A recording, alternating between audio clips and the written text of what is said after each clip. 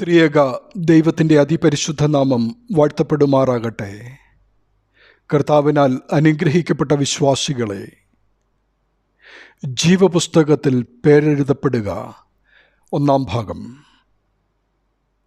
Philippi ലേഖനം 4 അധ്യായം 3 തിരുവചനത്തിൽ, സാക്ഷാൽ ഇണയാളികളായുള്ളവേ, അവർക്ക് തുണ നിൽക്കണമെന്നും ഞാൻ നിന്നോട് അപേക്ഷിക്കുന്നു.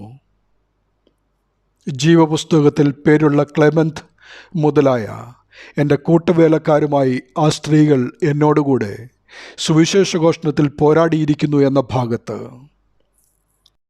ഇണയാളി എന്ന തർജിമ സിൻസിഗസ് എന്ന ഗ്രീക്ക് പേരിൻ്റെ മലയാള പരിഭാഷയാണ്.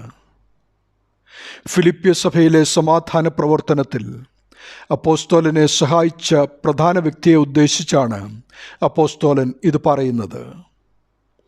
ക്ലെമന്റ് എന്നു പേരുള്ള ആൾ ഫിലിപ്പിയിലെ സഭയുടെ സ്ഥാപനത്തിൽ അപ്പോസ്തോലനെ സഹായിച്ച ആളുമാണ്.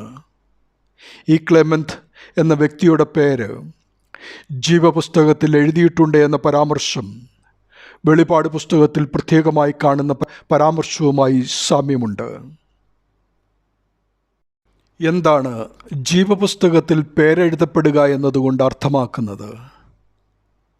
ഈ ഭൂമിയിൽ ജനിക്കുന്ന ഒരാൾ ഒരു രാജ്യത്തിൻ്റെ പൗരൻ ആകുന്നത് പോലെ സ്നാനം അഥവാ മാമോദീസയിലൂടെ വീണ്ടും ജനിക്കുന്ന ആൾ കർത്താവ് ഭൂമിയിൽ സ്ഥാപിച്ചതും അവിടുത്തെ രണ്ടാമത്തെ വരവോടുകൂടി പൂർത്തീകരിക്കപ്പെടുന്നതുമായ ദൈവരാജ്യത്തിലെ പൗരൻ ആയിത്തീരുന്നു. ദൈവരാജ്യത്തിലെ പൗരത്വം ലഭിക്കുന്ന ആളുടെ പേര് അതോടൊപ്പം ജീവൻ്റെ പുസ്തകത്തിലും എഴുതപ്പെടുന്നു. ഫിലിപ്പിയ ലേഖനം 3:20 പറയുന്ന നമ്മുടെ പൗരത്വമോ സ്വർഗത്തിലാകുന്നു എന്നത് സ്വർഗരാജ്യം അഥവാ ദൈവരാജ്യത്തിലെ പൗരത്വമാണ് ഉദ്ദേശിക്കുന്നത്. എന്നാൽ ശരിയായ ക്രിസ്തീയ ജീവിതം നയിക്കുന്നവർ ദൈവരാജ്യത്തിൻ്റെ പൂർണ്ണതയിലുണ്ടാകുന്ന ന്യായവിധിയിൽ വിജയിച്ചാൽ അവരുടെ പേർ ജീവപുസ്തകത്തിൽ നിന്നും മായ്ക്കപ്പെടാതെ എന്നേക്കും നിലനിൽക്കുകയും നിത്യജീവങ്കിലേക്കും നിത്യപൗരത്വത്തിലേക്കും അവർ പ്രവേശിക്കുകയും ചെയ്യും.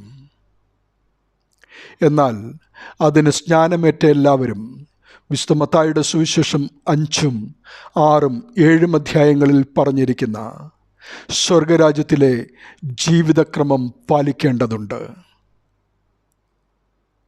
സമയാസമയങ്ങളിൽ അനുതാപത്തിൻ്റെ മസ്മൂറുകൾ അഥവാ സങ്കീർത്തനങ്ങളും സ്വർഗരാജ്യത്തിലെ ജീവിതക്രമവും അനുസരിച്ച് സ്വയം പരിശോധന കഴിച്ച് പാപങ്ങളെ കണ്ടെത്തി അവ ഏറ്റുപറഞ്ഞ് ശുദ്ധീകരിക്കപ്പെട്ട് ദൈവരാജ്യത്തിൽ ജീവിതം തുടരുവാനാണ് വിശുദ്ധ കുമ്പസാരം ക്രമീകരിച്ചിരിക്കുന്നത്. ദൈവം വിശുദ്ധനായിരിക്കുന്നത് പോലെ നാമും മനസ്സാന്തരപ്പെട്ട് ശുദ്ധീകരിക്കപ്പെട്ടാൽ നമ്മുടെ പേരും ജീവൻ്റെ പുസ്തകത്തിൽ നിന്നും മായ്ക്കപ്പെടാതെ എന്നേക്കും നിൽക്കും.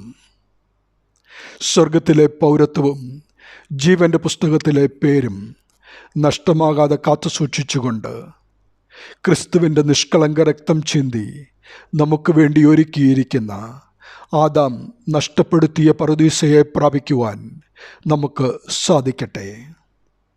നമ്മെ ചേർത്തുകൊള്ളുവാനായി അവിടുത്തേക്ക് മനസ്സുണ്ട്. നമുക്കോ മനസ്സുണ്ടോ? അതോ ഈ ലോകത്തിൻ്റെ സുഖമാണോ നമുക്ക് വേണ്ടത്? ചിന്തിക്കുക. ദൈവനാമം നമ്മിൽ കൂടി മഹത്വപ്പെടട്ടെ. ആമീൻ.